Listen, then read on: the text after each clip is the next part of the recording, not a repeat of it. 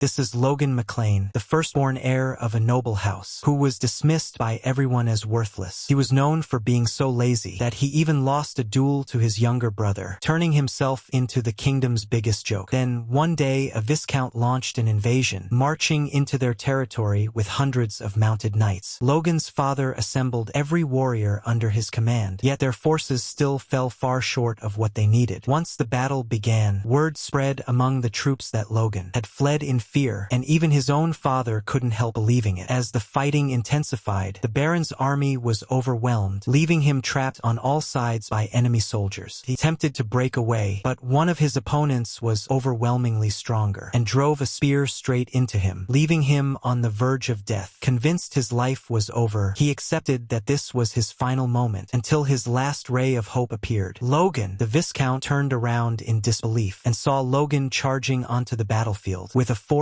of soldiers cutting straight through the enemy ranks. The young man rushed ahead on his own, overwhelming every opponent in his path and arriving at the perfect moment to rescue his father. When the Baron glanced behind him, he found nothing but a line of fallen enemies, marking the route his son had carved through the battlefield. The Baron stood there in utter disbelief, unable to understand how Logan had accomplished something like that. Only one enemy warrior remained, and he was an exceptionally high-ranking fighter. The Baron shouted for Logan to retreat, but the young man calmly told the old man not to worry. He said he would deal with the enemy himself. The old Baron could only think, "Who is this and what happened to my son?" Logan rushed straight at the warrior, and the very first exchange of blades. Subscribe to the channel. All the best titles are only on this channel. Help our team grow. Launched the man several meters through the air. The enemy sensed Logan's aura and realized his energy was nearly depleted. Seeing an opportunity, he laid a trap. He concentrated all of his power into his sword and prepared a killing strike, waiting for the exact instant the protagonist appeared to lose his footing. But the stumble had been nothing more than a feint. In the next heartbeat, Logan had already regained his balance. Channeling every last bit of his aura into his weapon, he unleashed a devastating slash that instantly cut down the seemingly unstoppable knight. Silence swept across the battlefield. The invading soldiers began throwing down their weapons and pleading for mercy. Everyone was left with the same question echoing through their minds. Where had this monster come from? The truth is, there were actually two different Logans, the old one and the new one. The original Logan lost that duel, couldn't endure the constant bullying, and ended up poisoning his own younger brother. His father cast him out of the family estate, forcing him to spend years working as a mercenary, where he was constantly ridiculed for losing to a child. Eventually, his entire family was wiped out, and he met his own end on an insignificant battlefield, consumed by endless regret. But dying wasn't the end. He opened his eyes inside the bedroom of the castle where he had grown up, his head still pounding from the injuries he had suffered in that duel. Somehow, he had been sent back 20 years into the past, returning to a point only days after his defeat at the hands of his younger brother. That was the moment the new Logan came to be, armed with the knowledge of everything that was about to unfold. Soon, his younger brother, Roman von Grandia, came to see him, visibly anxious about how Logan would respond. His body shook with fear, since Logan had always treated people cruelly, especially Roman himself. The protagonist remembered that the last time they had spoken, he had treated his brother with complete contempt. After that day, Roman never tried to get close to him again. As those memories rushed back, Logan's head throbbed, and he finally understood that Roman had genuinely cared for him. Every servant knew how terrible Logan had been, so Rick urged young Master Roman to leave at once. But for the very first time, Logan spoke in a gentle voice and asked Roman to come closer. The young boy froze in disbelief, and Rick was equally shocked. It was obvious that something about Logan had changed. He wanted to acknowledge Roman's incredible strength, yet the words refused to leave his mouth. A few compliments could never make up for it, not after years of treating his brother so horribly. Instead, Logan embraced his brother for the very first time and begged him to forgive everything he had done. He confessed that he had been an awful brother and told Roman how remarkable he truly was. Not a single person present could keep their tears from falling. After spending some time talking, Roman finally left, leaving Logan by himself. The protagonist gazed out the window, and by then he no longer had any doubt that this was real. He had returned to the past, and this time he was determined to save his family. A maid accidentally walked into the room and immediately apologized. Rick followed right behind her, apologizing as well and explaining that Mary hadn't done it on purpose. Instead of getting angry with her, Logan was disturbed by the realization that everyone behaved this way because they were terrified of him. Just how miserable had he been in those days? days. He calmly told them it was all right and asked them to bring him paper and writing supplies. Rick and Mary exchanged stunned looks. Was the young master actually planning to do some work? After they returned with everything he requested, Logan thanked them, leaving Rick completely speechless. The servants became convinced they had to be dreaming. Once again, Logan was forced to face how terrible a person he had once been. He then asked them to leave him alone so he could get to work. Before getting started, however, he recalled that the war with the Empire would break out in 10 years. That conflict would wipe out his family, whose weakness and crushing debt left them defenseless. This time, he intended to change not only himself, but the fate awaiting his entire family as well. Yet another crisis loomed ahead. In just 1 year, a civil conflict within their region would become the first devastating blow to his territory's reputation. After spending a while writing everything down, Logan set out to meet his father. Along the way, the servants deliberately avoided looking at him because they believed he could ruin their lives whenever he pleased. One maid carrying a basket of freshly cleaned clothes failed to notice him and stumbled to the ground. She went completely still. She was certain her life was over. Yet instead, Logan reached out and gently helped her to her feet. The young maid stared into his face, still unable to believe he had no intention of hurting her. Terrified, she begged for forgiveness before fleeing without ever looking back. At that moment, Logan understood that simply being kinder wouldn't erase the past overnight. After all, even when he smiled, he still looked intimidating. When he arrived outside his father's office and announced that he wished to meet the Baron, the protagonist's expression turned solemn. More than 20 years had passed since he had last seen his father. As he stepped into the room, he fully expected to receive a frosty reception. Patrick McLean, the Lord of House McLean, had no reason to place his trust in or show respect toward his eldest son. Logan requested permission to train by himself on the family's mountain grounds. The knowledge and experience from his previous life remained with him, including everything he had learned about becoming a knight. His current body, however, was frail, indolent, and completely unreliable. He also needed wealth to reshape the future, and growing stronger would help him achieve that. He had to prepare because in just 3 months, that girl would appear. Patrick asked whether Logan was simply trying to avoid facing reality after losing to Roman. Logan denied it. He admitted he had finally recognized how weak he truly was and how much of his life he had wasted, which was why he wanted to become stronger. Patrick, however, had heard the same promises too many times and rejected his request. The problem went far beyond the protagonist's laziness. Logan understood that and openly admitted that his greatest flaw had always been his conduct. He vowed that he would change. His father no longer had any faith in those promises and ordered him to leave, refusing his request outright. That was the consequence of everything the protagonist had done in the past. Even so, Logan acknowledged that he had been nothing but foolish and immature until this moment and declared that this training would mark the first step toward becoming a better person. In the end, however, even a disappointed father could not completely abandon his own son. Patrick decided to give Logan one final opportunity. Just before Logan walked away, Patrick asked whether he truly believed 3 months would be enough to surpass Roman. Logan answered without the slightest hesitation that he wasn't training to defeat Roman. He was training to overcome himself. After Logan left the office, Patrick felt genuine respect for his son for the first time in many years, and the protagonist sensed it. Even without hearing it spoken aloud, he knew his decision to change had been the right one. He then made his way into the mountains, where he intended to remain for the next 3 months. There, he would push his body through relentless training, in pursuit of something far beyond ordinary strength. A true warrior possesses the power to slay even a dragon by drawing upon the life force contained within their core. Throughout those 3 months, Logan trained every single day until he reached the absolute limit of his endurance. At long last, he succeeded in forming his core, an achievement that, in his previous life, had not come until he was 40 years old. From that moment on, he was capable of driving his body well beyond its natural limits. On the very last day of his training, he stood before an enormous tree and prepared to unleash his most powerful technique. Drawing together every ounce of his aura, he infused both his sword and his body with that overwhelming energy. The strike was powerful enough to slice through space itself, reach its target in an instant, and cleave it cleanly in two. In his previous life, he had only mastered this technique near the very end of his journey. Yet now he could wield it even at this young age. Even so, forcing out such power with his still weak body came at a tremendous cost. It was a technique reserved for desperate situations, but with his training complete, Logan was finally ready to return home and begin changing the future. First, however, he needed a change of clothes. He smelled terrible. After arriving back at the estate, Logan went to meet his father and show him how much he had grown. Before he could enter, however, the guard Dominon stopped him, insisting that only direct members of the McLean family were allowed through without permission. At that moment, the protagonist realized that his standing within the family was beginning to disappear. Without another word, Logan challenged Dominon to a duel and shocked every guard in the castle by effortlessly defeating a fully trained soldier. That victory was the result of his relentless training and the countless lessons he had learned on the battlefield, and it ensured the other guards would never make the same mistake again. Later, inside his father's office, Logan and Patrick spoke together. Patrick admitted that Logan's progress was remarkable, recognized that the protagonist had awakened, and asked what had happened during his training. Logan reflected on the fact that his father had just witnessed something no one could have imagined. He explained that he had abandoned his greed and stopped obsessing over everything. Once he trained with that state of mind, he reached the point where he could feel power welling up from within. As unbelievable as it sounded, the protagonist knew every word was true. In his previous life, he had only become a Force user after finally letting go of his desire to avenge his family. Back then, that awakening had not come until he was 40 years old. Patrick seemed astonished that such a simple change in mindset had transformed Logan so completely. He admitted his son truly had changed, but he was still angry that the first thing Logan did after his breakthrough was challenge a knight. The protagonist replied that the man deserved it and asked whether Patrick had heard the guard's full account of what had happened. Patrick answered that he had, but still believed Logan had gone too far. Logan immediately argued that it had been necessary. That response took his father by surprise. Logan explained that the guard had tried to deceive the Lord's own son. If such behavior went unpunished, it would undermine the family's discipline. He also understood an essential truth about every organization. Once the chain of command begins to break down, the entire group grows weaker. 10 years spent as a mercenary had taught him that armed men require a clear hierarchy, and it must be established without delay. What happened that day would serve as a warning to the rest of the knights. Patrick admitted that Dominon had failed in his duty by trying to deceive the protagonist, but insisted Logan had still taken an unnecessary risk and needed to be more cautious. Logan was astonished by how much more lenient his father was compared to the previous timeline. Noticing his expression, Patrick even joked by asking whether he wanted to be punished. Logan immediately answered that he did not. Patrick then made it clear that he still disapproved, warning the protagonist never to do something like that again without permission, especially before receiving an official title. Logan respectfully replied that he understood. A short while later, Patrick brought up another matter. Logan's fiancée, Raina, would be arriving soon. For an instant, Logan appeared surprised by the announcement, though it was not truly shocked. He was genuinely delighted. To Logan, it meant his long-awaited opportunity had finally arrived. Right on cue, Princess Raina Wolf entered the hall. The women nearby were captivated by her presence, while the guards cast envious glances toward Logan. As she approached, she greeted Lord McLean with flawless elegance, remarking that it had been far too long since they had last met. She then politely asked how he had been. Clearly impressed, Patrick remarked that she had grown into a truly beautiful young lady since the last time he had seen her. Watching from a distance, Rick was equally surprised by how much she had matured. His attention then shifted to Logan, whose expression showed no sign of being impressed. Raina explained that she had brought a letter from her father, the Count, and began reading it aloud. It was addressed to Baron Patrick McLean. The letter went on for so long that, after nearly half an hour, even the guards were struggling to stay awake. Then its conclusion instantly caught everyone's attention. Due to unavoidable circumstances, the engagement between Raina and Logan was being dissolved. The moment he heard those words, Logan immediately understood the real reason. The Wolf family had expected Patrick McLean to advance further as an aura user, but he had remained a high-ranking knight for more than 20 years, while Logan's reputation had become an embarrassment. From their perspective, an alliance with the McLeans no longer offered any benefit, so the Wolf family wanted to end the engagement. Patrick was furious because in his eyes, they were breaking off the marriage without any legitimate reason. It was obvious to him that the Wolves were attempting to humiliate House McLean. Raina denied that accusation and explained that she had come personally because she feared Patrick would interpret the situation that way. Hoping to clear away any misunderstanding, she began reminiscing about the happy memories she had made while staying with the McLeans. As a child, especially the moments she had shared with Logan, saying she never wanted to lose those treasured memories. Even so, she insisted the decision had never been hers. As the daughter of the Wolf family, all she could do was obey her father's wishes. That was why she had personally come to apologize to both the protagonist and Patrick. Everyone present was touched, praising her for having a heart as beautiful as her appearance. Everyone except the protagonist, his stepmother Mary, and Kyra's. Logan calmly asked Raina to reveal the true reason the engagement had been cancelled. He wanted to know what those so-called unavoidable circumstances actually were. At the same time, Logan recalled his stepmother, the biological biological mother of Roman, who had always viewed him as a rival because of the inheritance. He had never expected her to step in, but when it came to the family's honor, she clearly saw things differently. Reina apologized once again but avoided answering, claiming she had no idea why the engagement was being called off. She explained that her father never discussed important family matters with her because she was destined to marry into another noble house one day. Mary was furious, yet after hearing that explanation, she admitted she now understood why Reina had arrived without a proper reason to give. Frightened, with stains spreading across her white dress, Reina looked toward the McLeans and said that, to compensate for the trouble they had caused, the Wolf family was prepared to pay 3 million gold to dissolve the engagement. The instant those words were spoken, the family's financial manager, Dwayne Filchner McLean, nearly collapsed from the shock. Logan, meanwhile, was thrilled, already imagining the fortune within his grasp. Patrick, however, was on the verge of exploding with anger. He demanded to know how she dared make such an outrageous proposal. A knight of House Wolf immediately stepped in front of Princess Reina to protect her, shielding her while pleading with the patriarch to calm down. Patrick asked whether the young man had already reached the rank of high-ranking knight like himself, admitting that achieving such a level at such a young age was remarkable. He then coldly remarked that injuring the Wolf family's brightest young talent might be a fitting price for the insult inflicted upon House McLean. The knight replied that his lord, Karen Wolf, believed Patrick McLean was an honorable man who would never raise his hand against a young princess or against anyone younger than himself. Reina added that she had never intended to use money to purchase honor. She explained that the gold was simply a sincere gesture meant to preserve the friendship between their two families. Patrick gritted his teeth, realizing that pressing the matter any further would only make him appear dishonorable. He immediately saw through Karen's strategy. That was precisely why the Wolf family had sent these young representatives. Even so, Patrick declared that guests remained guests regardless of the news they delivered, and House McLean would not lay a hand on them. Nevertheless, he rejected the Wolf family's one-sided proposal. House McLean desired only one thing. As the family's representative, Princess Reina Wolf had to offer Logan a proper apology. He also made it clear that he would refuse every other form of compensation. That was when Logan stepped forward. As the person most directly involved, he said he had a request of his own. Privately, the protagonist believed they absolutely had to accept the money. Letting the Wolves walk away with nothing more than a few words was absurd, especially when 3 million gold equaled House McLean's entire annual budget. On top of that, half of the family's current wealth came from his stepmother's relatives, the Karens. If that support disappeared, the McLeans would go bankrupt. And for what pride? From Logan's perspective, everyone in the room had completely lost their senses. No matter what happened, they needed those 3 million gold. He turned toward his father and declared that he wanted to accept the Wolf family's offer. Patrick's anger flared up once more as he demanded to know whether the protagonist expected him to break his own word. Logan understood the burden his father carried. Even without advancing his aura any further, Patrick was still a high-ranking knight. But within the kingdom, that status alone was nowhere near enough to stand among the truly powerful. Logan knew that unless they accepted this reality, they would never move forward. Patrick insisted that House McLean was not so desperate that it would exchange its honor for gold. Logan let out a slow sigh before replying. He answered that they were, in fact, that desperate. He reminded everyone that House McLean was already carrying a debt of 3 million gold to the bank. At that very moment, with annual interest alone amounting to roughly 150,000 gold. Without the financial support of the Karens, the family would have fallen apart long ago. In Logan's eyes, House McLean was nothing more than the kingdom's greatest collection of beggars. In fact, they also owed more than 2 million gold to the very kingdom whose lands they governed. If they walked away from this with nothing except an apology, people could easily begin claiming that House McLean had submitted to the Wolves. Reina interrupted, insisting that House Wolf was acting reasonably and held House McLean's honor in the highest regard. Logan immediately challenged her, asking how she could speak of reason when she had come solely to cancel the engagement on her family's terms. Her words brought back a memory from his previous life. At that time, he had genuinely believed Reina Wolf had been devastated by their forced separation. That belief lasted only until the night they found themselves alone in a bedroom. She thanked him for coming and said that, even if everything ended that day, she wanted them to share one final memory together. Believing his future as the family's heir was already finished, Logan pleaded with Reina Wolf to run away with him that very night. Her response was to hurl a knife directly at his face. He barely managed to block it by drawing his sword. Reina Wolf then ripped her own clothes and mocked him, asking whether someone like him truly believed he deserved someone like her. She told him to remember his place and disappear, ridiculed him for losing to a child, and remarked that the fact he had drawn his sword only made everything easier for her. The protagonist had no idea what was happening when Reina Wolf Wolf suddenly began screaming. She claimed that Logan had suddenly become violent and had attempted to force himself on her. With his sword already drawn, everyone found the accusation easy to believe. His reputation had already been so thoroughly destroyed that not even his own family believed his side of the story. In the end, House McLean was forced to apologize to the Wolves and pay an enormous amount in compensation. From that day on, Logan believed he had never been able to trust women again. Burning with anger, he cursed Raina Wolf and vowed that this time she would not escape unpunished. Once the memory faded, he returned to thinking about his plan to change the way his family viewed him. He had believed that if he gradually proved he was a different person, they would eventually come to see him differently as well. But his confrontation with Dominon had taught him another lesson. The guards had ignored blatant disrespect toward him, and while he was away, rumors of his defeat by his younger brother had spread throughout the estate. That made him realize he could never restore the family simply by earning the approval of people like them. With only 9 months remaining before the regional war broke out, his reputation no longer mattered. The only thing that mattered now was saving his family. Logan set aside his pride and declared that he would accept the Wolf family's payment, even if the rest of House McLean opposed the decision. Raina Wolf was left completely speechless. The patriarch flew into a rage, demanding to know how the protagonist dared defy his authority. Logan replied that empty words could never satisfy him, leaving Patrick momentarily speechless. He then continued, explaining that honor could never be repaid with words that disappeared into thin air. If that was all they accepted, then their honor would be just as hollow. Hearing those words, Raina Wolf immediately tried to shift the situation in her favor by saying that House Wolf would abide by the Baron's decision and honor whatever House McLean chose. She then asked Patrick which course of action he intended to take. Logan instantly understood what she was doing. Raina was speaking that way only to protect her father's reputation, and it was obvious she was desperate to avoid paying the 3 million gold. Looking down at Raina, the patriarch declared that, as the head of House McLean, a sincere apology would be enough for him. Even so, he would leave it to Logan to decide whether that apology was truly genuine. Those words immediately enraged his stepmother, Mary, and the other members of House McLean. Patrick turned back to Logan and warned him to think carefully, because if he accepted money instead of defending his honor, he would be allowing others to place a price on that honor from then on. Logan did not pause for even a second. He knew this was not the moment to yield to his father. As the person whose engagement had been broken, he declared that he would accept House Wolf's compensation. That left Mary and the McLeans stunned, while Raina Wolf was visibly shaken. After hearing Logan's decision, his disappointed father admitted that he had believed the protagonist had finally changed for the better, but now he realized he had been mistaken. In his eyes, Logan had become even worse. Patrick went on to blame himself, saying he had failed to teach the protagonist the true meaning of honor. Logan remained silent, though he knew in his heart that everything he was doing was for the sake of protecting his family. Later, after returning to his room and receiving the enormous compensation from Raina Wolf, there was a knock at the door. Logan assumed it was Rick and told him to come in. Instead, the family's financial advisor, Dwayne, entered the room. The protagonist immediately wondered why he had come. The story then shifts to Dwayne's point of view. As the person responsible for managing the family's finances, he had been struggling to keep the McLean estate afloat while its budget continued to shrink. The soldiers needed new weapons, the servants were running out of supplies for the coming winter, and whenever there was a shortfall, he always found himself pleading with the patriarch for support. Sometimes he wondered whether he was the family's financial advisor or nothing more than a professional beggar. If this hadn't been his hometown, he would have walked away years ago. Now, however, he finally saw a chance to give the estate a few years of breathing room. The only obstacle in his mind was that fool, because he assumed Logan would have to hand over a portion of those 3 million gold. Dwayne greeted him with a warm smile, explaining that he had come because the protagonist had left such a powerful impression the previous day. Standing up for himself without yielding to unfair pressure had made him look every bit the ideal young master, someone truly worthy of inheriting House McLean. While delivering the praise, Dwayne imagined Logan must be deeply touched. After all, the only attention he usually received came when something went wrong and he was blamed for it. Convinced obtaining the money would be easy, Dwayne was caught off guard when the protagonist showed no reaction at all. He continued, saying that at a time like this, 3 million gold was as precious as rain falling on a desert. Thanks to Logan's wise decision, the family could finally breathe again. Logan remained expressionless and replied that he saw no reason the family should relax, because that money belonged to him. Those words completely shattered Dwayne's expectations. He began to suspect Logan intended to keep every last coin, but he forced himself to remain composed. After serving as House McLean's financial advisor for 20 years, lowering his head had become second nature. So he responded the same way he always did and suddenly burst into tears, completely catching Logan by surprise. Logan asked whether the family's financial situation was really that dire. Dwayne explained that House McLean owed 3 million gold to Cooper Bank. He started to mention that the yearly interest alone was 150,000 gold, but the protagonist interrupted and finished the sentence himself. Startled, Dwayne asked if Logan had already known. Logan replied that the interest was not the real issue. Since it was harvest season, that expense should be covered by the income from the crops. Dwayne argued that simply maintaining the barony consumed an enormous amount of money, leaving them constantly on the edge of bankruptcy. He began pleading for Logan's help, insisting that even a small contribution would make a difference, but Logan cut him off once again. He had no interest in hearing any more of it. Dwayne asked why he refused to help if he truly cared about the family. Logan answered that he did. He intended to use the money for House McLean's benefit, just not to pay its current expenses. He needed to prepare for what was coming. Inside, Dwayne was furious, convinced Logan had no idea what he was talking about and should simply hand over the money immediately. Logan then asked him a straightforward question. Even if the family's debts were paid in full, would that actually solve anything? Dwayne replied that having a larger budget would at least make managing the estate easier for a few years. Logan asked what would happen once those years passed. Even if Dwayne's argument was correct, the family would eventually fall back into debt because they had no valuable products to sell. The same pattern would simply repeat itself. Logan explained that he intended to break that cycle with a plan of his own, and he needed this money to make it happen. Dwayne was left speechless, wondering whether this was truly the same troublemaker he had always known. Never once had he imagined the protagonist actually cared about the family's struggles. Logan said he needed Dwayne to do him a favor, and if he agreed to help, he would consider using part of the money to cover some of the family's expenses. Dwayne asked what he wanted. Logan explained that he needed to recruit a group of mercenaries. Sometime later, he spoke with Rick. It seemed Logan was preparing to leave once again, and Rick demanded to know where he thought he was going after only just returning from months of isolated training. Logan answered that he was setting out to earn more money. Rick reminded him that he already had plenty, but Logan insisted it still wasn't nearly enough. Rick warned him that the patriarch would never allow him to leave now, especially with the entire estate already on edge. Logan replied that he had no intention of asking his father for permission. He was going to slip away in secret. Rick was left speechless, but Logan paid no attention. He believed that if he failed to act now, he never would, so he had to build his strength beyond the family's territory. Fortunately, he already knew exactly what was happening outside the estate, just as he had after being cast out in his previous life. His first objective was to track down a particular man. Rick tried one last time to stop him, arguing that he had completely lost his mind and that becoming a fugitive would only make everything worse. Logan grew irritated by Rick's persistence, but Rick refused to give up, asking what he was supposed to do if the protagonist simply disappeared. He even said Logan might as well walk all over him too, because that was exactly how it felt. Logan told him not to worry. He would leave a letter for his father so that no one would hold Rick responsible. Rick asked what he planned to write, but Logan merely smiled in response. Rick finally let out a sigh of relief. After Logan disappeared, Rick delivered the letter to the patriarch, who looked ready to tear the entire estate apart. The letter opened with a respectful greeting before explaining that, devastated by the broken engagement, he had gone out to clear his mind, but promised he would return. Before long, it was signed Logan McLean. All poor Rick could do was pray through his tears that the protagonist would come back quickly. The story then turns to the history of House McLean. Only 2 centuries earlier, the family had been far more powerful than it was now. Their domain had once stretched across neighboring counties, and they had been recognized as the rulers of the southwestern region of the Kingdom of Grandia. By the time Patrick McLean became Lord, however, 3 generations of incompetent ancestors had driven the family into decline, reducing both their territory and their noble standing. The vast agricultural lands once known as the McLean Plains had been granted to a powerful vassal, while the fertile fields were divided among other nobles. All that remained to the family was barren land bordering the southern mountains, as though they had been forced aside, leaving the McLeans trapped in endless financial hardship. They possessed no valuable local resources, and unlike other mountain territories, they did not even have copper mines. Logan realized that even if they emerged victorious in the coming regional war, they would still have to rely on Sharon for financial support. To break that endless cycle, he needed an enormous fortune, far more than the 3 million gold he already possessed. Fortunately, he knew someone who could make that possible. Upon arriving in Sharon Wolves, the largest trading city in the Kingdom of Grandia, he was greeted by merchants loudly advertising rings, shields, fresh fruit, and vegetables. Logan couldn't help thinking that this bustling city highlighted just how isolated complicated the McLean barony truly was. According to his memories, the man he was searching for had spent his youth in Sharon Wolves, and the protagonist knew he still lived somewhere nearby. That man was Philip Claude, the Golden Beetle, one of the most influential figures in the Aries Empire, the continent's most powerful nation. It was a land where merit outweighed age or gender, and ability alone determined success. Even outsiders could rise to wealth and influence there, and Philip Claude of Grandia was living proof. He had become one of the empire's richest merchants and the greatest arms dealer on the continent. Although many referred to him as the merchant of the kingdom of Grandia, the truth was that the legendary Golden Beetle had quietly supported his homeland, using his immense fortune to safeguard Grandia's independence. Then, as Logan walked through the city, he noticed someone and wondered, could that be him? The young man standing in the street had just fallen victim to a scam, and was panicking after losing every last coin he owned. Logan watched the scene unfold, and remembered hearing that Philip's first business had collapsed because of a swindle, but witnessing it firsthand was even worse than he had imagined. As the young man began contemplating ending his own life, Logan approached him and struck up a conversation, asking whether he was Philip Claude. Philip cautiously answered that he was, and immediately asked who the protagonist was. Judging by Logan's appearance, those crimson eyes and his unwavering gaze, Philip couldn't shake the feeling that he might be dangerous. Logan explained that he only wanted a minute of his time, but Philip remained distrustful. He couldn't understand how Logan even knew his name. Then he caught the determined look in the young man's eyes, a look he had encountered countless times in business. Greed. Philip quickly reached a conclusion. Considering the timing and Logan's battered armor, he had to be some kind of mercenary hired to collect debts. The protagonist tried to explain why he had come, but Philip panicked and hurriedly blurted out that the payment deadline had not arrived yet, and that the sale of his shop would be completed in 3 days, so Logan should return after that. Logan assured him that he was not there to collect any debt, but Philip refused to listen. He kept insisting the shop had not been sold yet and demanded that Logan leave. The protagonist calmly tried to reassure him. Then he revealed that he had come to invest money in Philip, not take any from him, leaving Philip speechless. When Philip asked whether he was serious, Logan answered without hesitation that he was. Philip began wondering whether, if Logan truly wasn't a debt collector, he had simply lost his mind by wanting to invest in someone like him, a man who had already lost everything. Even so, a part of him began to wonder whether Logan actually meant it, so he asked how much the protagonist intended to invest. Instead of answering directly, Logan responded with a question of his own. How much money did Philip need? He promised to provide enough to erase the debt and give him the chance to start over. Philip still refused to believe him. He carefully examined Logan's face and his battered armor, concluding that he must have traveled a long way. Then, all at once, something clicked in Philip's mind. Logan tried once more to explain himself, but Philip interrupted before he could speak. He bluntly called Logan a filthy swindler. If this was supposed to be a scam, Philip said he should have come up with something more convincing. After everything that had happened, he had already been deceived more than enough. He insisted that the protagonist was no investor. Judging by the crest on Logan's armor, Philip recognized him as someone from the McLean barony in the southwest. In Philip's eyes, House McLean was nothing but a family of beggars surviving on the generosity of wealthy relatives. If they couldn't even solve their own financial problems, how could they possibly invest in anyone else? He even warned Logan that impersonating a noble was a crime that could cost him his life. Philip went on complaining that Logan had chosen the worst possible target, since he didn't even have enough money to survive. Logan, however, saw things differently. Even after losing everything, Philip's mind remained incredibly sharp, exactly what Logan expected from the man who would one day become a legendary merchant. Meanwhile, Philip continued grumbling that he couldn't even afford a proper meal, let alone the luxury of dying. That remark gave the protagonist an idea. Logan asked Philip to watch closely for a moment, then released his aura. Philip was left completely stunned. He realized that someone talented enough to awaken their force at such a young age would never risk everything on such a ridiculous scam. Philip apologized at once, admitting that recent events had left him overly suspicious, and asked why Logan had sought him out. The protagonist replied that he wanted to hire Philip for the rest of his life. He also promised to clear Philip's outstanding debt. Philip immediately became suspicious again. He questioned whether House McLean truly possessed that much money. Logan asked how much Philip owed, estimating that the amount was somewhere around 250,000 gold. He then said he would pay off that debt and provide another 300,000 gold on top of it. To prove he was serious, Logan revealed the money he had brought with him. Philip could only stare at him, beginning to see Logan as nothing short of an angel. Without further hesitation, he signed the contract. His terms were simple. If Philip, as the subordinate, ever intentionally tried to harm his master, he would be overwhelmed by unbearable agony, as though his very soul were being torn apart apart. It was an extremely harsh condition, which who sealed the contract explained that if Philip disliked it, he could free himself by awakening his power and reaching at least the rank of high-ranking knight by hiring a fourth circle mage or by paying several hundred times the contract's value to lift the curse. Philip was left speechless once again. The witch bid them farewell and invited them to return any time, while Philip silently wondered whether he had just been completely outplayed. Only moments earlier, he had thought he was losing his mind for seeing Logan as an angel. Now he realized he had just spent a fortune on a magical contract, and a single sheet of that enchanted parchment was worth the price of 30 slaves. The protagonist explained that they had only just met, so if he was going to invest such a massive amount of money, he needed some form of security. Even so, he promised that once genuine trust had been established between them, everything would be different. He would remove the contract himself. Logan then extended his hand, offering it as one true partner to another. Philip thought the contract was a disaster. It didn't even clearly define time limits or specific conditions, but with no better option available, he decided to trust the protagonist for the time being and shook his hand. Philip then asked what their first objective would be. Logan replied that they would begin by purchasing monster meat. Hearing that, Philip immediately called him a psychopath. Logan understood why he reacted that way. Monster blood and flesh were considered poisonous, so most people believed the safest solution was simply to burn them, but he knew that perception would completely change within a few years. Once people discovered that ordinary ingredients could neutralize the poison in monster blood, regions suffering from food shortages would begin eating monsters instead. That very winter, people would start treating nutritional deficiencies by consuming Kellogg monsters. Even individuals suffering from injuries that caused infertility would begin to recover. A year later, the Royal Magic Tower would officially confirm every one of those discoveries. From that point onward, Kellogg monsters would practically disappear across the continent, because the entire species would be hunted after research proved it greatly enhanced virility. Knowing all of that, Logan estimated he could earn 3 million gold, or potentially far more, depending on how much he managed to acquire. As Philip walked beside this so-called madman, he looked at the protagonist with complete disbelief. For a moment, he even considered running away. Once they reached a tavern, they discussed their next move. Logan announced that he intended to purchase 1 million gold worth of monster meat, leaving Philip convinced he had completely lost his mind. Logan told him not to worry, assuring him they would make a profit even if they spent that much. Philip admitted he still hated the idea and asked whether the protagonist truly knew what he was doing. Logan confidently answered that he did. So Philip asked about the current market price of Kellogg meat, explaining that it was essentially worthless because people usually burned the carcasses instead of keeping them. He added that hiring even a level 0 laborer to transport the bodies would cost around 200 gold because of the kingdom's transportation tax. Since that fee was charged per carcass, moving large numbers of Kellogg's together would significantly reduce the overall cost. Philip was impressed that Logan had even taken transportation expenses into account. Agreeing with the calculations, he then asked whether the protagonist intended to hire a mercenary guild to hunt Kellogg monsters throughout the entire kingdom and purchase every carcass they could find. Logan replied that Philip had guessed correctly and asked whether he saw any flaw in the plan. Philip answered that the entire approach was backward, since monster meat was already being discarded anyway. Rather than hiring mercenaries, Logan should simply pay a merchant guild around the market price of beef, making the entire operation far easier. Philip explained that merchants would collect and sell absolutely anything as long as there was profit to be made. Even if people considered it worthless trash, they would still bring it in. He was so confident that he claimed they could gather virtually every piece of Kellogg meat in the kingdom as soon as Logan placed the order, with everything already butchered and ready for use. The protagonist, subscribe to the channel, all the best titles are only on this channel. Help our team grow, was genuinely impressed, realizing his investment was already proving worthwhile. Half-jokingly, he even called Philip an adorable little rascal. Philip assured Logan that he no longer needed to worry about finances and should leave everything related to money to him. After all, his own future now depended entirely on Logan's success. Logan then handed Philip a list of supplies: ironwood, cartridges, springs, and glue. He instructed Philip to remain in Sharon and purchase massive quantities of each item, but Philip jokingly asked whether he was planning to open a toy factory. Logan replied that he had something far more important in mind. What Philip was really buying were the raw materials needed to manufacture weapons. The protagonist recalled that, in his previous life, weapons crafted from those materials had been used during the invasion of Grandia. In the right circumstances, a single soldier equipped with one could even stand against a knight. He also remembered instructing Dwayne to recruit mercenaries before he arrived, so equipping them with these weapons would give his forces a decisive advantage in the coming regional war. Before that could happen, however, he first needed a skilled craftsman capable of making them and an instructor who could train the mercenary force. force. 2 days later, in Harran, the city of mercenaries, Logan met with Sharon, an A-rank mercenary, hoping to recruit him as an instructor. Sharon replied that he had never formally trained anyone before, but Logan insisted it wouldn't be difficult because he only needed him to teach the C-rank mercenaries he intended to hire. Still reluctant, Sharon said the protagonist must have received incorrect information. At most, he had only given guidance to a handful of younger fighters, and a proper instructor should handle work like this. Logan was not deceived. Having fought alongside Sharon in his previous life, he already knew the truth. Sharon had mastered every type of weapon and was equally exceptional on horseback, but his greatest talent was teaching others. After retiring due to a severe injury, the mercenary company he trained surpassed every other unit. At the moment, however, Sharon clearly had no interest in accepting the position, so Logan offered him 4,000 gold coins. Sharon continued playing hard to get and turned the offer down. Logan increased it to 6,000 gold. Sharon refused again. Logan raised the price to 7,000, and even then, the stubborn mercenary refused to budge. Subscribe to the channel. All the best titles are only on this channel. Help our team grow. He tried explaining that not everything in life could be purchased with money, so Logan raised the offer once more, this time to 8,000 gold. That was finally enough to change his mind, and Sharon immediately accepted, thanking Logan on the spot. As they continued talking, Logan revealed that he was the eldest son of House McLean's baronial family. He asked whether Sharon was curious why a noble from a remote barony was recruiting mercenaries, but Sharon replied that it made no difference to him as long as he was being paid. While walking through the city streets, they came upon a man brutally whipping a group of enslaved people while shouting that anyone who fell behind would be killed. Sharon remarked that Logan probably already knew this, but Harran was famous as a city of mercenaries and slave traders, so scenes like this were common. As they ventured farther in, the entire district opened into a bustling slave market. The protagonist said he was well aware of how things work there, and admitted he was even considering purchasing an enslaved person himself. A nearby merchant spotted him, and assumed Logan was an inexperienced noble from the countryside, so he eagerly called him over, enthusiastically boasting about the quality of his slaves and how low his prices were. The instant he noticed Sharon, however, his confidence vanished and he panicked. That immediately put the protagonist at ease. In Logan's eyes, hiring Sharon had already proven to be worth every coin. Before long, they arrived at a shop with far heavier security than any of the others, and Logan recognized it as the place he had been searching for. An elderly merchant welcomed him, remarking that he must already know what kind of establishment this was. Logan replied that he had come to purchase a dwarf. The old merchant smiled and confirmed he had found the right shop, explaining that races from other worlds were exceptionally rare, which was why they were guarded so carefully. He then invited the protagonist to take a closer look. Moments later, he presented a pair of elves, proudly explaining how difficult they had been to obtain before asking Logan whether he had ever seen elves with his own eyes. The elderly merchant continued praising the two elves, but the protagonist showed no interest in them. Instead, he pointed toward the dwarf chained in the back and instructed the merchant to bring him over. The merchant replied that, yes, he was indeed a dwarf, and assured Logan that he would be extremely useful. After all, dwarves were famous for their craftsmanship, and this particular one was rare even among his own kind, an expert, which genuinely surprised Logan. He had always believed dwarves were naturally gifted artisans who spent their entire lives creating and repairing things. Finding a master craftsman exceeded even his expectations. That also meant the project the protagonist had planned should present no difficulty for him. When Logan asked about the price, the merchant replied that an expert of this caliber would cost no less than 200,000 gold. Logan fixed him with a sharp stare and asked whether he truly believed he was that easy to deceive. The elderly merchant nearly lost his composure and hurriedly knocked 50,000 gold off the asking price. Sharon was surprised that the merchant had given in so quickly. The dwarf looked at Logan and remarked that his negotiation had been merciless, but Logan simply considered it ordinary bargaining. The dwarf then asked where the protagonist intended to take him. Logan answered that they were headed for the McLean estate in the southwest and assured him that he would keep the promise he had made. The dwarf quietly accepted. It was exactly as Logan had expected. Dwarves were famous for their unmatched craftsmanship, but enslaved dwarves were different. Without passion, even a race born to create could never produce anything truly extraordinary. He intended to restore that passion. Logan told the dwarf that if he devoted himself completely for the next 20 years, he would personally send him back to the mountains, since 20 years was only a brief period in a dwarf's lifetime. Those words filled the dwarf with genuine joy, and he began thanking the protagonist when another enslaved person suddenly broke free and fled from his owner. Logan watched the entire scene unfold, but the escapee didn't get very far. A soldier quickly caught him, and that was when Logan Logan realized the enslaved man looked strangely familiar. Blue hair and two differently colored blue eyes. The moment Logan saw them, the memory came rushing back, and he even spoke the name aloud. That left Sharon wondering what he meant. Logan could hardly believe he had encountered the infamous noble slayer here, and the sight instantly dragged him back to memories from his previous life. There had once been an aura user whose name was known throughout the kingdom. He had begun life as a slave, escaped after killing his masters, and then unleashed a bloody campaign against nobles and knights alike. Afterward, he disappeared without a trace for 10 years. When he finally returned, he had awakened aura, proving he had surpassed the limits of an ordinary human. From that day forward, he dedicated his life to hunting down every noble he encountered, earning the title of Noble Slayer. He remembered that the slave's escape had taken place roughly a year after Logan himself became a mercenary. That meant, at this point in time, the boy should still be enslaved. If the protagonist rescued him now, he could gain the loyalty of a future aura user. The only issue was that this potential ally would one day become a ruthless killer. Even so, Logan reasoned that if he ever became a dangerous weapon that threatened even his own allies, he could always imprison him. Just as the owner raised his hand to beat the boy once more, Logan drew his sword and intercepted the blow aimed at the boy's leg, taking the man completely by surprise. The slave trader then noticed the crest on Logan's armor. He immediately assumed the protagonist was a customer and switched to an overly polite, self-satisfied attitude, apologizing for the disturbance. He claimed the merchandise had been disobedient and merely required discipline before asking what Logan wished to purchase. Logan replied that he wanted to buy the two child slaves. The slave trader warned that the two children would not come cheaply. One had exceptionally rare red hair, the other unusually rare blue eyes, and he asked whether Logan was truly serious. Logan requested the price, and the man answered that each child would cost no less than 10,000 gold. The protagonist knew that a strong young slave normally sold for around 300 gold, so demanding 100 times that amount for two starving children was outrageous. Although the future worth of the noble slayer could make 10,000 gold seem like a bargain, there was no chance this despicable trader knew that. Logan had no intention of letting him profit from pure luck, so he pointed out that demanding over 30 times the value of a healthy adult slave for two children who could barely remain standing, one of them practically at death's door, was completely unreasonable. The trader insisted they were unique, but Logan countered with an offer of 500 gold for each child, already more than a healthy slave was worth. The man made one final attempt to negotiate, complaining that he would not even recover his costs. That was the last of Logan's patience. He asked whether the trader honestly believed he knew nothing about slave prices. That single warning was enough to make the trader back down. Silently, he cursed Victor, convinced the boy would keep bringing him trouble forever. In the end, he accepted Logan's offer. Sharon lifted the injured boy onto his back and remarked that it was incredible he was already conscious. His injuries should have kept him bedridden much longer. Logan casually replied that the boy simply recovered quickly. In reality, Logan had secretly been channeling his force to heal the boy, restoring him more effectively than the healing magic of most low-ranking priests. A moment later, however, Logan grew suspicious when he wondered whether the other boy had sensed his aura, even though Sharon had noticed nothing at all. He dismissed the thought as nothing more than coincidence. Without warning, Victor leaped off Karen's back and charged straight at Logan, but he never came close to connecting with his attack. Logan caught him by the throat and remarked that he couldn't decide whether Victor was courageous or simply foolish, but either way, he was becoming far too reckless. He then asked whether Victor truly understood his current position, and whether Logan looked anywhere near as weak as that pathetic slave trader. Logan told him that his fighting spirit was admirable, but he needed to learn which opponents he could challenge and which he could not. The protagonist hoped that warning would be enough and added that, if Victor obeyed him, both he and his younger sister would remain safe, but if he ever repeated something like this, Logan would get rid of them both. With that, he released Victor, believing the lesson should be sufficient. Logan then revealed that he intended to train Victor to become a knight. Victor asked if he truly meant it, and Logan answered that he did. He also explained that knights were nobles in everything but title, meaning Victor would naturally be able to leave his life as a slave behind, and not only Victor but his sister as well. Hearing those words, Victor looked toward his sister and declared that he would do whatever was necessary. Watching the two of them, Logan realized his assumption had been correct. Victor's sister was the key to keeping the future noble slayer's violent nature under control. He announced that their training would begin the moment they returned home, then called Heman over to him for a moment. Logan told Heman that he intended to draft a magic contract. If Heman served him faithfully for the next 20 years, Logan would personally send him back to the mountains. Heman stood there in disbelief, unable to accept that Logan genuinely intended to return him to his own people. Logan Logan continued, explaining that promises alone were difficult to trust, then asked whether something was wrong or if Heeman simply did not want the agreement. Heeman gratefully replied that he wanted it more than anything and would gladly do whatever the protagonist asked of him. He continued expressing his gratitude, still unable to believe that Logan truly meant what he had promised. Seeing his reaction, Logan thought that if a simple contract was enough to ignite such determination, then he was clearly the one benefiting the most. He admitted to himself that this journey had brought him even greater rewards than expected, especially because he had successfully taken in the future noble slayer. From the protagonist's perspective, every part of his preparations for the coming clan war was unfolding perfectly. At the very same time, he had no idea that rumors about his unusual behavior had already spread throughout the McLean estate during his absence, and that his reputation was rapidly deteriorating. Meanwhile, Rick was left struggling to deal with the growing chaos, completely baffled by what Logan was trying to accomplish. Not long afterward, the protagonist finally returned home, and no one was happier to see him than Rick. Logan asked how everything had been. Rick could only stare at him before asking whether he was seriously saying that. On the verge of losing his temper, Rick demanded to know what Logan had been doing and whether he had heard the rumors claiming he was a deranged pervert who had spent 150,000 gold on monster meat. A few days earlier, Philip had gathered every merchant he could find and publicly announced that he was purchasing monster meat in the name of the young master of House McLean. By then, everyone already knew about the protagonist, that his engagement had been called off and that he had practically swindled his former fiancée. Philip had even started spreading outrageous stories about monster meat to lure in even more sellers. He knew nothing about Logan's past and simply assumed his employer was an eccentric madman. Even so, Philip cleverly took advantage of the rumors to drive the price of monster meat as low as possible, while still keeping merchants eager to sell it for only 1 gold coin per kilogram. He reasoned that no trader would refuse easy profit from something they considered worthless, so he instructed them to bring him every piece of monster meat they could acquire. Philip's aggressive strategy proved to be a success. Merchants began stockpiling monster meat, while stories about Logan spread throughout nearly the entire thieves' quarter. After hearing everything, Logan remarked that Philip had handled the situation perfectly, leaving Rick stunned that he could still laugh under circumstances like these. The protagonist told Rick to take a good look at the people who had returned alongside him and imagine how many rumors they must have heard to wear such exhausted expressions. Even so, Logan assured Rick there was no need to worry because the whole situation would soon come to an end. Rick warned him not to let his guard down, because the next person waiting for him was the family patriarch, and he was absolutely furious. Inside his father's office, Patrick asked whether Logan had enjoyed running away from the estate. Logan calmly replied that the journey had been well worth it. Patrick admitted that he had heard all sorts of unbelievable rumors, but if the trip had truly been worthwhile, then perhaps that part was genuine. The protagonist defended himself by saying that rumors were nothing more than meaningless gossip and that he regretted nothing he had done. At that moment, his stepmother interrupted. She insisted that this only proved what she had been saying all along, that Logan had no understanding of his place and was disgracing the McLean family name. The protagonist immediately cut her off, saying she was exaggerating the situation. He had merely spent the money from the cancelled engagement however he saw fit. Marion McLean instantly spoke up again. She turned back to Patrick, asking whether he had heard Logan's words and whether he still intended to defend him after everything that had happened. Patrick finally lost his patience and firmly told her that was enough. Then, regaining his composure, he asked her to leave the room. He wanted to speak with the protagonist in private. After they were finally alone, Patrick warned Logan that this would be the final opportunity he would ever receive. Logan remained silent, unable to hide his uneasiness before his furious father. Patrick demanded to know what was truly going through his mind. He insisted that they speak honestly about everything that had happened recently. Logan understood that his father would no longer let the matter slide, so he admitted that even if he explained everything, Patrick still would not understand. Patrick immediately responded by asking whether Logan was the one refusing to let himself be understood, and whether he even realized what people were saying about him. To everyone else, Logan appeared violent, heartless, greedy, and completely insane. Patrick asked how much longer he was expected to keep protecting him, adding that if the protagonist wanted that support to end, he should say so now. Least then, Patrick said, he could tell himself he had done everything he could for the sake of Logan's late mother. Those words stunned Logan. In his previous life, Patrick had never once mentioned his mother, not even when Logan had been cast out of the family. Perhaps that meant his father had not given up on him after all. Gathering his resolve, Logan made a single request. He asked for 1 year, promising that within that time he would prove why he had done everything he had, and earnestly begged Patrick to grant him this one final chance. Later, Patrick sat alone in his office, quietly reflecting on the conversation they had just shared. sword. It felt deeply unnatural to him that a father and son had spoken as though one were pleading with the other for a favor. Even so, he resolved that if Logan failed to prove his words within a year, he would have no choice but to take action. Before anything else, he was the head of House McLean, and only after that was he a father. Gazing at the portrait of Rena Wolves, Patrick quietly apologized, admitting that he no longer understood what had become of their son. He continued reflecting on the promise he had once made, to protect the protagonist no matter the cost and raise him into a worthy man. Yet now, he could only feel that everything had fallen apart because he had failed to keep that promise. Sometime later, Logan encountered his younger brother in the halls of the estate, and what he saw left him speechless. Ronan McLean had awakened his force. Wearing a proud grin, Ronan asked whether Logan had already noticed, adding that he had figured it out surprisingly quickly. Logan was genuinely delighted. Ronan was only 14 years old, and in his previous life, his force had not awakened until the clan war. This time, it had happened far sooner. Ronan then revealed that it was actually the protagonist who had triggered his awakening, catching Logan completely off guard. He explained that when Logan returned to the estate, the knights had tried to stop him from going to see his older brother. That was the very moment his force awakened. Determined to reach Logan, Ronan had even defeated the knights standing in his way. Logan laughed and praised him while already planning ahead. Once Ronan's force became stable, he could teach him the secrets of the divine sword. If everything went as planned, Ronan could become even stronger than he had been in the previous timeline. Later, at a cabin south of the McLean estate, Logan met with Dwayne, who informed him that all 35 C-rank mercenaries he had requested had arrived. The problem was that they were already growing impatient. They suspected the whole thing might be a scam. 10 days had passed since they had been summoned, yet none of them had even met the protagonist. One mercenary commented that no insignificant baron's family would dare deceive a mercenary guild unless they had lost their minds. Another replied that, judging by the rumors surrounding Logan, anything was possible. Before long, the group began mocking him as well, treating him like nothing more than a wealthy noble brat pretending to be a warrior. Hearing their remarks, Logan realized he needed to establish his authority immediately or they would never respect him. He called one of the mercenaries over and asked whether wearing armor and carrying a sword was really so amusing. The man feigned ignorance, asking what Logan meant before wondering how he had managed to hear their conversation from such a distance. Logan answered with a mocking smile, saying that boasting was easy, but only for someone whose skills were strong enough to support such confidence. From his perspective, the man was nothing more than a mediocre C-rank mercenary with no right to look down on anyone. Wearing a faint, mocking smile, Logan asked whether he had wounded the man's pride. After all, even an insignificant person valued his own dignity. If he was truly offended, he was welcome to settle the matter himself. The protagonist then proposed a wager. If the mercenary managed to land even a single blow on him, he would be free to leave immediately, and Logan would personally pay him an entire year's salary. He pledged his word as a noble, with everyone present serving as witnesses. The mercenary stepped forward with a satisfied grin, convinced that the protagonist had trapped himself with his own promise. He declared that the offer suited him perfectly. Rather than intimidating him, Logan had handed him the opportunity of a lifetime, adding that someone with a face like Logan's was hardly frightening to begin with. The surrounding mercenaries quietly whispered among themselves. One remarked that the man was enormous, while another guessed he was already close to B rank, and a third predicted he would likely reach it after completing this contract. Hearing those comments, Logan realized exactly where the mercenary's confidence came from. The mercenary generously invited the protagonist to make the first move. Logan warned that he would regret giving away that advantage, but the man dismissed the warning, boasting that he had wielded a sword for far longer and had nothing to fear. He even mockingly asked whether Logan wanted any additional advantages. Rather than replying, the protagonist gathered his force and drove a powerful punch directly into the mercenary's face. Everyone present fell completely silent. The impact was astonishingly powerful. With a single strike, the battle was finished. The mercenary was hurled to the ground, teeth scattering through the air as he was knocked unconscious. The remaining mercenaries could only stand there in stunned disbelief. Logan casually rolled his shoulder, let out a dismissive snort, and asked whether anyone else still felt like talking. The mercenaries struggled to believe what they had just witnessed. Someone so young, already capable of controlling force, seemed almost impossible.